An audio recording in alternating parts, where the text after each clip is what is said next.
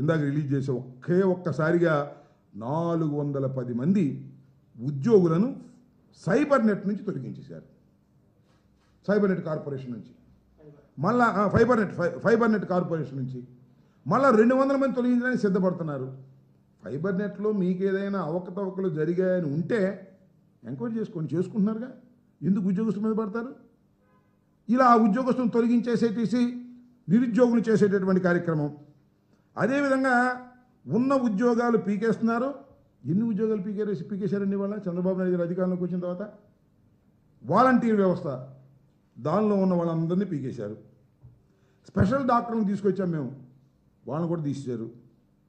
వైద్య ఆరోగ్య సంస్థలో కొంతమంది ఉద్యోగులు తొలగించారు. మల్టీపర్పస్ హెల్త్ వర్కర్స్ని తొలగించేశారు.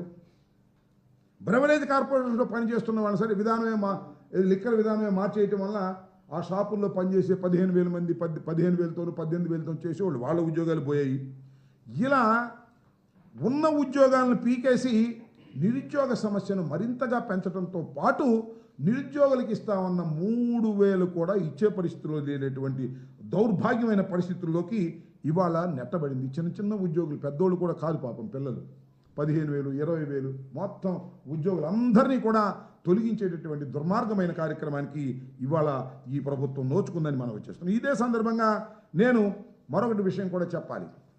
మీకు ఏదైనా ప్రభుత్వం మీద మా పార్టీ మీద కోపం ఉంటే, మా సమయంలో ఎవరైనా ఉద్యోగులు చేరితే వాళ్ళు మా పార్టీ వాళ్ళు కాదు, వాళ్ళు నిరుద్యోగులు, పాపం వాళ్ళకి ఉద్యోగం కల్పించాం, వాళ్ళ మీద కక్ష తీర్చుకుంటారని నాకు అర్థం కాలేదు.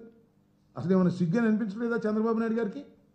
ఉన్న ఉద్యోగులను పీకేసి నిరుద్యోగులు చేసేటటువంటి ఒక దుర్మార్గమైనటువంటి పద్ధతిని కక్ష సాధింపుతో ఇవాళ నారా చంద్రబాబు నాయుడు గారి ప్రభుత్వం, కూటమి ప్రభుత్వం వ్యవహరించడం అనేది చాలా దుర్మార్గమైనటువంటి విషయం అని కూడా ఈ సందర్భంగా నేను మనవి చేస్తున్నాను.